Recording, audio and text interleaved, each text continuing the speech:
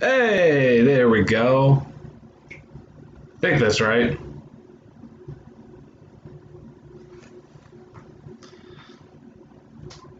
Wow, watching this come up and everything like that. So I'm trying to figure out Streamlabs and use it in conjunction with YouTube. I was used to whenever I wanted to do something live, I would just click the button, go, and that was that. So I'm kind of going back and forth looking at it, realizing, hey, Streamlabs is showing what I'm currently recording. When I look back at the YouTube live recording, it's showing me that something I was listening to. I was listening to something while trying to figure it out. Now I don't need it. Here we go. Okay, so last time you saw me, guys, I said I was going to start streaming some paint videos, right? I've gotten very much into painting minis. I'm really enjoying it, actually, but the problem is it's not watchable. I tried doing it, and I tried doing a couple of like edits and things like that, and shortening them up and all of that. The videos just weren't good. I'm concentrating too much, not talking enough, and you guys would not enjoy watching it. Not that I have a whole lot of viewers anyway, and it's more just for me to have some sort of avenue to enjoy, but it has to be somewhat enjoyable for someone else to watch. Otherwise, it just doesn't. It's not any fun for me either at that point.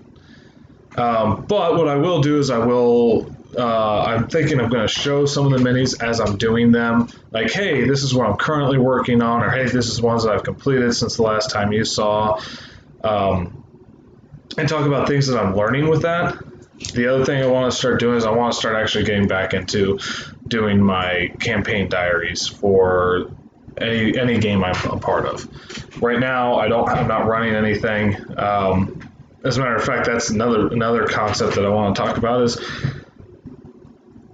I just don't get to play as much as I want to, or do as much as I want to in the world of Dungeons and Dragons, or even just role playing games. I think if I had that group of friends that was just like able to do stuff all the time, instead of just, hey, we've got this one time a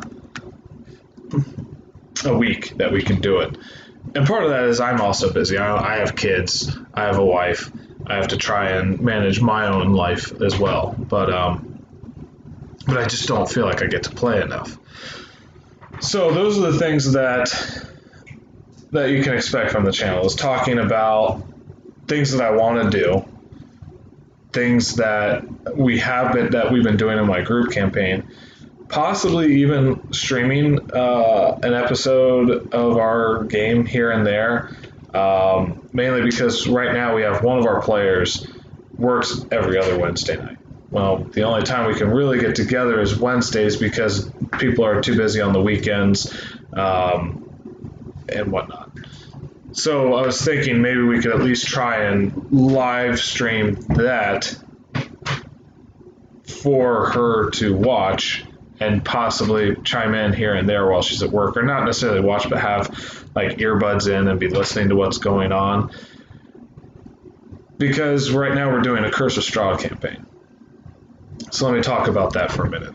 The group, we had someone that was going to be out for, we thought, a very long time. We decided to put a pause on our main campaign, which, if you'd watched my previous campaign diaries that I had done in the past, it's still that campaign. It's still that out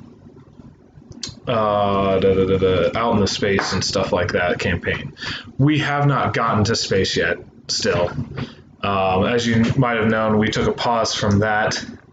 I ran Waterdeep Dragon Heist for our group for a little while to try and allow for our DM to recover from some health issues. And kind of help him with DM burnout, because he had been doing it from the beginning, and when you have a certain amount of people, and then it starts shrinking and growing, and the group shrinks and grows and shrinks like ours did. People changing characters, the campaign kind of loses steam, and it kind of burns out the DM. He has since we've been talking about it recently, and we're going to go back to it. We're going to get ourselves to that point where we were going to go to space, and I think we're kind of done. We might not. We might continue on from there, but that's a lot of people. While we love those characters, the campaign lost steam. So we're going to try and get back into it a little bit, see if it picks up the steam again, and if we really want to continue on, maybe we can convince Anthony to keep pushing on with that one. Or we can just let those characters be out in the world somewhere, and maybe at one point or another in a campaign we can pick them up, like someone can pick them up in the middle and finish off their story. Or not. We'll kind of figure that out. We try and keep actually everything that we do in a cohesive, okay, this is part of our version of not Tal'Dorei, that's Critical Role. As you can, I'm a fan of Faerun, and I can't think of the actual planet's name, but sorry about that, moving the table. But we try and keep it all cohesive in that sense. Like my Waterdeep Dragon Heist campaign, those characters are still around on the planet while our guys are in the bubble and trying to find our way back to our world. I'm assuming the same thing that can be said with Curse of Strahd. My character who's from Waterdeep might eventually run into some of the Waterdeep Dragon Heist characters, or might know of them. So yeah, we try and keep that stuff cohesive. So at least it gives us options to kind of oh yeah, hey, you're walking through Waterdeep, and guess who you see? You see the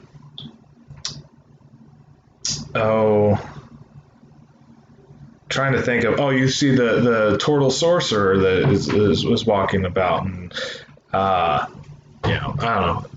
Anyway, I'm rambling now at this point with that. Let's get back on the target. So right now we're running that Curse of Strahd campaign. We want to try and get I might try and get a session of it here and there, just so we can keep our other person in the loop. And that even brought some people back to the concept of saying, well, why don't we just live stream the whole thing all the time? And I don't know if that's ever going to work out for our kind of group. We'd have to start buying more things. I mean, I could always stream from the laptop, but this is one view. We could always get out a few phones and and a microphone and things like that, and use that as cameras. But I don't know how well that all would synergize and work out, and I don't know if we just want to go through that effort or not. I don't know if it's that kind of thing. Anyway, so let's just go through the painting stuff real quick. I'm going to try and stop saying so much. I know that's a thing. And one of the ways I'll do that is I'm actually going to start trying to write out scripts, especially for the campaign diary stuff. So that way I'm not thinking in my head, what do I want to say here? How do I want to say it? I'll have it written down, and that way I can just kind of go, boom, here it is. So, one of the things that I did with painting was starting off with the kit that you get from Reaper Bones. And we all know that you get 3 items in there: the skeleton, the orc fighter, and a paladin style mini. The skeleton I have, but I forgot to bring that one out. And then I did this guy, the orc. I think I showed these to you a little bit, and there might be a little bit too much glare on them right now. But I thought I did fairly well with him, and the chainmail on him I think looks really good. The What I've recently done though is started protecting my minis with a clear coat. So I started doing that. I did the matte finish, so it's not shiny, but this, you can't help anytime you do that to have some sort of shine to them. So I'm not 100% pleased with that, but I'm pleased that I don't have to repaint my minis. So I'm gonna keep doing that, even though I prefer the look of with no gloss. But maybe you guys can tell me if there's anything better than the Army Painter stuff that has even less of a shine to it. But if not, this is how it goes. So that was the Orc was the second one I painted. The Skeleton was the first. Here is the third guy that I painted. I was actually really pleased with him. They even give you tips like to get the shading underneath the plates. You turn them upside down and let the wash go into those areas. But yeah, and so I paint the part that's different than what they did is I painted the cloth right there with the sword look on it. But otherwise, I pretty much kept it the same because I was still learning how to do a lot of the painting stuff, and I'm still learning, obviously. But this the shield I thought was really good with the wear pattern around, like as if the blue cloth has been stretched and kind of worn a little bit. And my favorite part of this guy were the buttons on the back. And I apologize, the sun's starting to come in, so you're starting to get a lot of glare on this. Let me see if I can't move the camera so we get a little less of that. Move it over here and raise it up a little bit. Yeah, less glare. Okay. Now, it's still kind of hard to see, but the button areas right there, that's actually one of my favorite parts because I had to take just the smallest little bit of paint and lightly touch so I got the buttons covered. That was one of my favorite things to do on that guy. But then I had to start getting into more in the creatures, right? So I went out and got myself some goblins, and I have both the Pathfinder and the Dungeons and Dragons style goblins. These are the Dungeons and Dragons style ones because their heads are not massive. And so I painted all three of them, gave them kind of a common theme on the of a little bit of red blood on like this guy, the shield. I don't know if it can get it to focus well enough on the shield part, but right there at the bottom of the shield you can kind of see the there's a tint difference that you might be able to catch. But yeah, the smaller ones are a lot harder to get the detail on, obviously, but they're a lot of fun when you do. Like I made the blood on the bottom and top of the axe, like he'd been fighting, and I put a wide war paint mark of white around his chin there. The archer, when I clear coated him, this is when I'm finding out you can kind of even tell a little bit that it's a little foggy. I don't know why he got foggy as opposed to the others, because I did the clear coating all at the same time. But I'm wondering if it just hit, if there was more, if it was heavier on him than it was the other ones. So I'm not sure. Let me know if you guys have any tips, ideas on that type of stuff, so I can try and avoid having that happen in the future. I just had a notification on my computer, so I'm wondering how my battery's doing. I'm at 19%, so if we're good for now.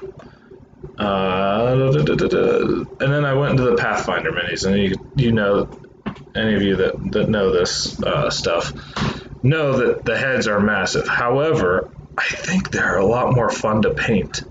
Maybe because you can get into the details and you can do things like paint their eyes really clearly, although you can't really get a good view of how clear it is on the camera. I wonder if this will help any.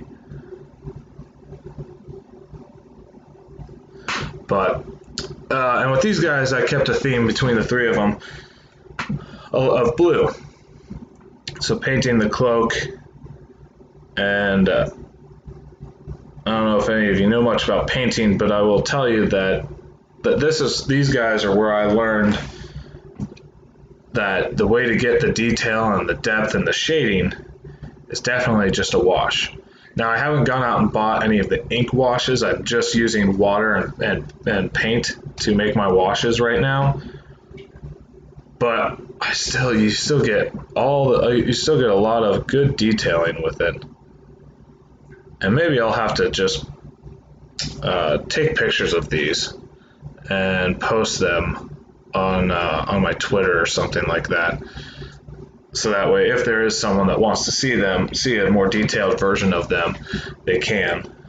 But then so my character in our long-term game is a druid, and I felt at this point we were still playing it, and I said, might be a good idea to actually have a few animals around in case I want to use my beast shape into them, right? So I ended up going and grabbing some of the familiars sets that you can get with the Nolzur minis.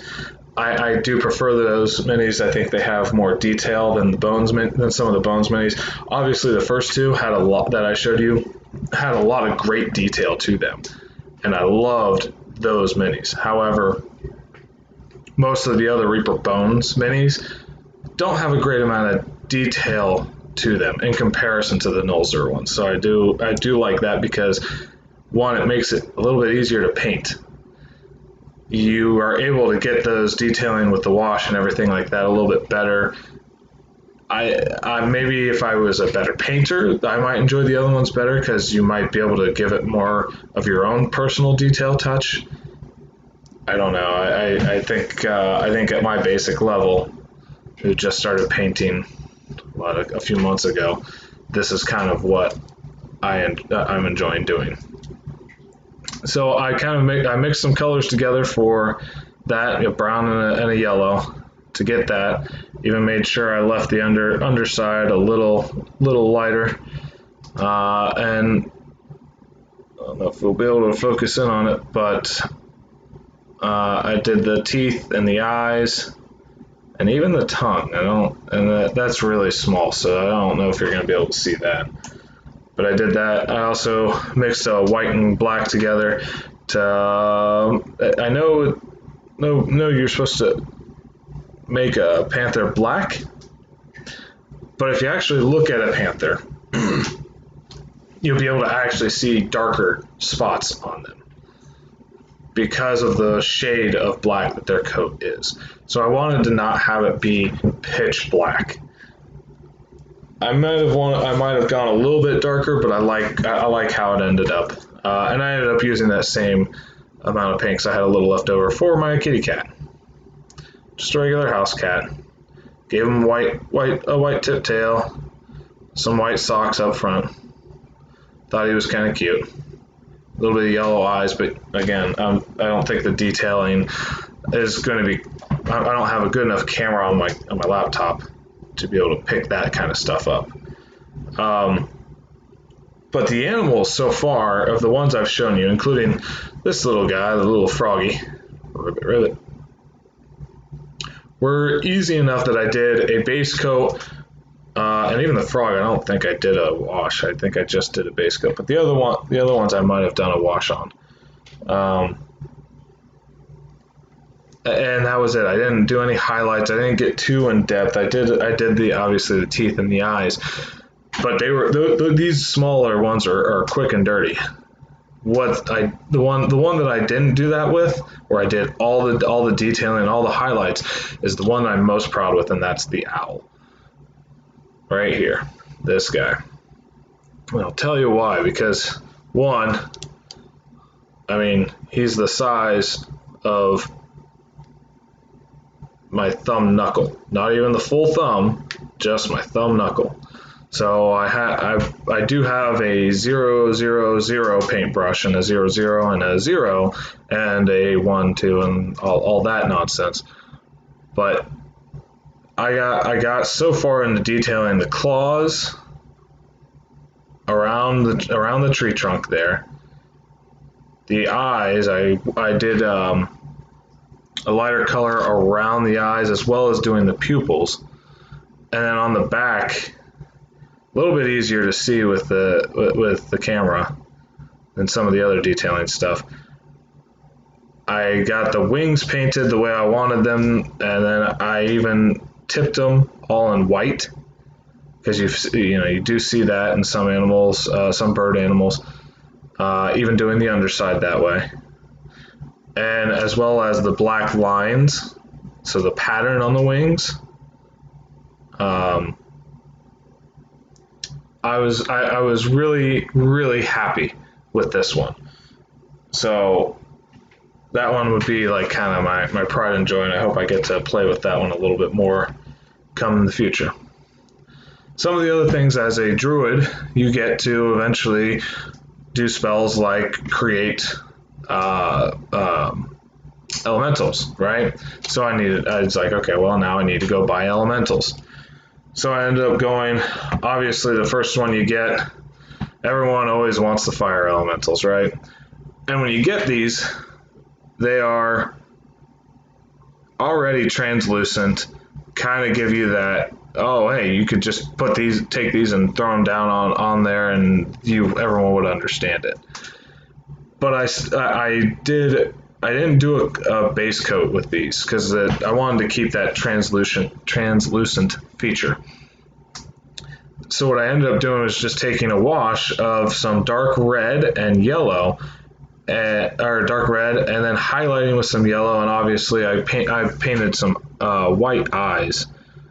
And I think it turned out really well, kind of giving it a little bit of that magma look.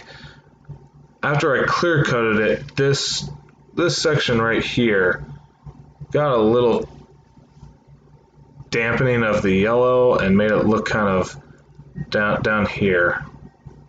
Made it look kind of green, so I wasn't too thrilled about that. But the rest of it I was very happy with, and there's my fire elemental. I also did a water elemental, which after the clear coating I thought looked a lot better. Gave them some orange eyes just to kind of contrast. Not that elementals have to have eyes, but I like the concept of you see these eyes within this mass chaos of elements. But when I put the clear coating on him, the shine that it gave him made it look more like a watery substance, and I thought that was really good. I ended up getting a earth elemental, and when I opened it up, found there wasn't a head. So when I went to go give it back and ask for a different one, they said, well, we'd have to order it, so just keep that one, make something else fun out of it, tear it apart for pieces, for landscape pieces or whatever. And I thought, well, what about a golem that's being controlled, like a rock golem, that's being controlled by a gem in the middle? So instead of that, I just made an earth elemental, a rock golem. And I took some glue and I put it in where the head would go, painted it blue after it was in there, so you get this little bit of a translucent look to it, like a glow coming from a gem deep inside. And I painted him up. I gave him a little bit of different colored rock and dirt. I did do a base, an wash coat, and touched up a few highlights. I thought one of the coolest features was right here on the shoulder, and I don't know if I'm going to be able to get a good enough look at it. Let me see if I shade it a little bit. You might be able to see right there on the shoulder. There it is. There's a dinosaur, like a T-Rex head, and bones that kind of go along the back of towards the back of his body. And I thought that was really cool. And so I painted it like with a sand coloring to give it that bone look, bone structure. Oh, we're getting a warning that I'm about ready to die in battery. 1 second while I grab my charge cord. I will grab it. Be right there.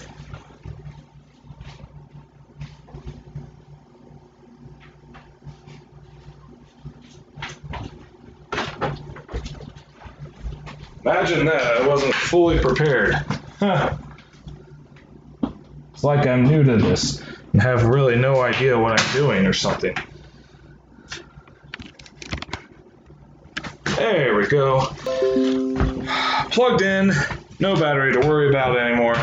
There. But, so there was my rock golem, not a earth elemental. And what happened? Oh, and the elementals were Reaper ones because I couldn't find any Nolzur large elementals. One of the large ones, not the smaller ones, because I think they're cooler and like the concept of actually showing the size on the map.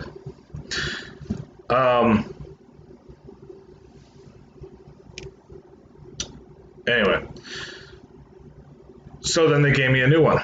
And I decided I wanted to try this one different. Get something new, you want to make it different.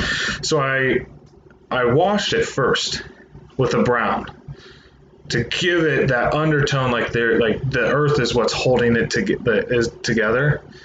And then I painted the rest of it with a heavier wash in mountain stone to make sure that underneath those brown tones would pop out, and they do on him. It's a little, I don't know if the camera's going to catch that, but you can kind of get those tones. And then I, like with the rest of them, gave him the green eyes, and here or gave him different colored eyes. And so here he is there. You can get a good view of the green eyes in there. But he is a lot more rock-ish than the other one was. The other one had more earth elements to him, and I thought about it afterwards and realized, oh, it's an earth elemental, but I think it still works. On this one, the skeletal thing is a lot easier to see because of the contrasting difference. Cover the glare from the sun, so it's a little bit easier to catch the detailing on the video. But yeah, so there's that. And I do apologize. This is a longer video, but I wanted to show you all the minis that I have done. I did paint a mini for one of the other players in our group, because he didn't have one for his character, and I was really getting into painting. Wasn't thrilled with 100% thrilled with how he came out, but that's because I didn't have any flesh tones or things like that at the time. And there were just things that I was learning about painting, difference between monsters and actual figures. So my most recent figure is my paladin figure that we're playing in the Curse of Strahd game. And here he is. He's kind of a dirty, like he's just not kept up type of a guy. Dark, not really what you would typically think of as far as a paladin, and there's reasons for that. He is a paladin of vengeance.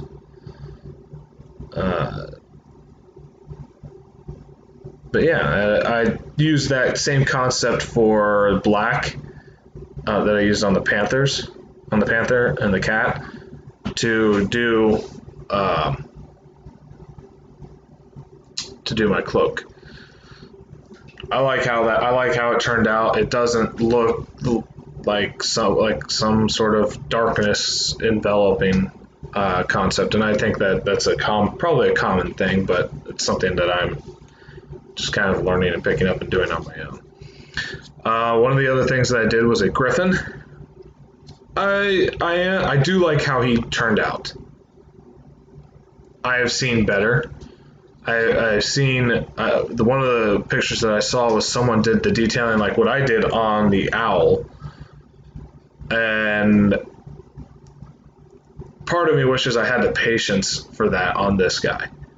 But I really do like how he turned out. He looks like a good griffin. I really like how the claws turned out with the beak and the eye, and the different tone on the top hair-like feathers, as opposed to what you get there, and the edge feathers being a little bit different toned and everything like that, and the lion backside, and the rib cage and everything like that. The tapering off of, you can kind of see it right under there, above where my fingernail is. So you can kind of see where the feathers taper off into the lion body. And he was fun and tough to kind of, I think it's the first time when I had several different ideas that I wanted to do and ended up not going with any of them and making them just kind of, hey, this is just a basic griffin. It's not a special one, not a bald eagle style one or anything like that.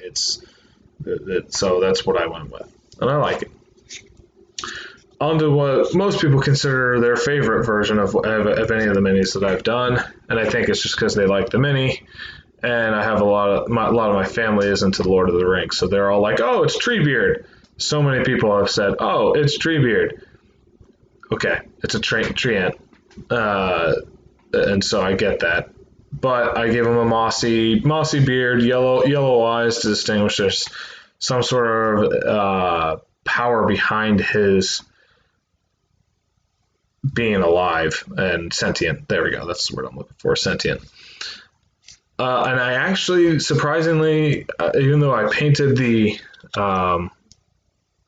fungus on him and everything like that, like there, and on the legs right there, that was done at the same time that I had washed and painted the rest of him with the base coat. So I didn't actually do any highlighting with him. And I liked how he turned out a little bit more dark and a little bit more grittier. But everyone loved that one. Loves this one. So there's my Treebeard. And the one that I was absolutely the most nervous about painting, Gargantuan White Dragon. I started off with a gray around the main scales and a white on the rest to try and give some different tonation to it. And then I did a wash in blue. It was a heavy pigmented wash. I didn't dumb it down as much as I should have. So I ended up having to highlight in white several times. But this is the end result. And I even gave him on his face there, right on his eye, a little bit of battle damage, and that you should actually be able to pick up.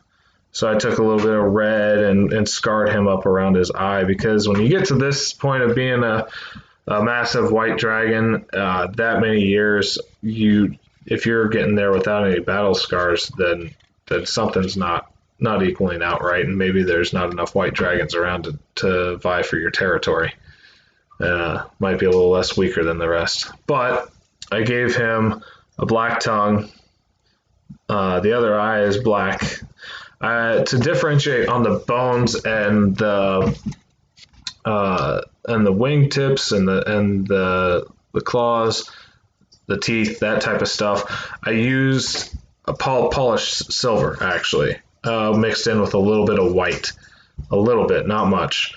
But I did that because I wanted them to kind of shimmer or shine a little bit more and look a little bit more of a solid color, as opposed to the rest of this that has that deep undertone of blue.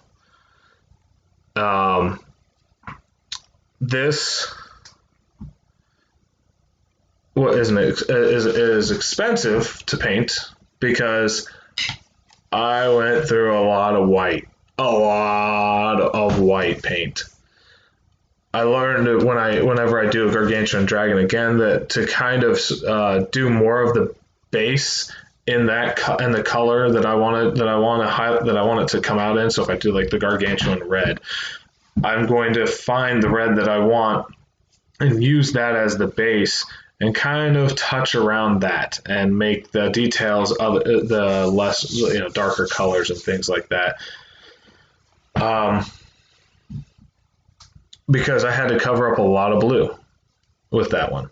I think he turned out all right. I would do it differently next time, but I think he turned out pretty good and I was happy with him. I was actually super nervous about that one just because it was the coolest mini I had. I mean, who doesn't love dragons? Come on.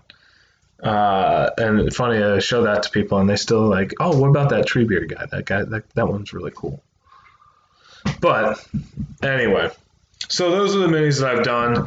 I plan on showing you guys more minis as I do them, as I get them. It's currently in November, so I'm hoping to get a few things to help with the painting and maybe even some of the bigger minis for Christmas. So I'm kind of trying to hold off on buying things right now, but I might buy some of the smaller ones. I know I want to buy a Bugbear and some more Orcs in case I ever get to run Lost Mines of Phandelver the way throughout an actual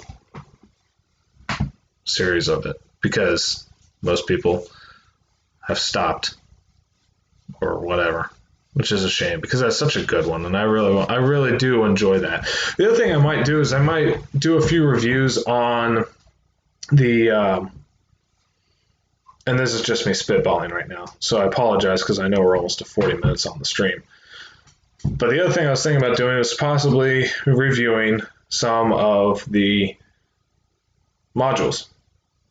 Like I have read and reread and started to run Lost Mines of Phandelver a few times. I now have the